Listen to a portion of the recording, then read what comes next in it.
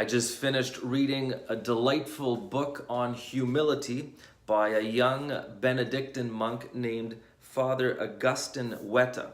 And I bought this book, I have to admit, because of the cover. You're not supposed to judge a book by its cover, but check out the cover of this book. It's a monk holding a skateboard. I didn't just buy it because of the cover, I also bought it because the book deals with the Benedictine rule and humility and what he calls genuine self-esteem.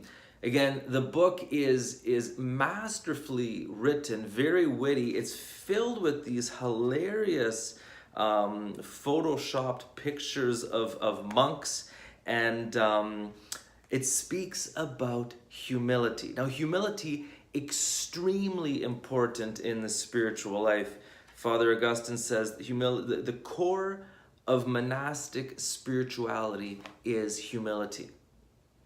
Peter tells us that God resists the proud but gives grace to the humble. Jesus said, those who exalt themselves will be humbled, but those who humble themselves will be exalted. Our Lady said, the Lord has cast down the mighty from their thrones and has lifted up the lowly.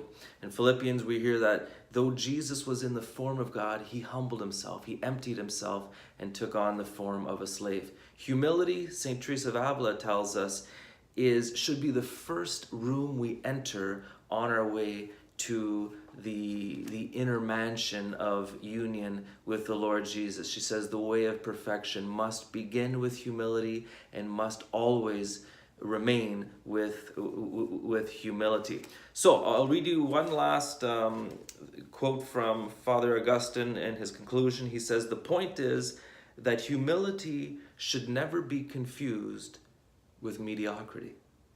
We're not talking about mediocrity. We're called to be saints, we're called to greatness, but this involves being humble. And he goes on to say, you are infinitely important and always loved. So if you want a good book on Benedictine spirituality, on humility, that's profound but also amusing, pick up a copy of Humility Rules.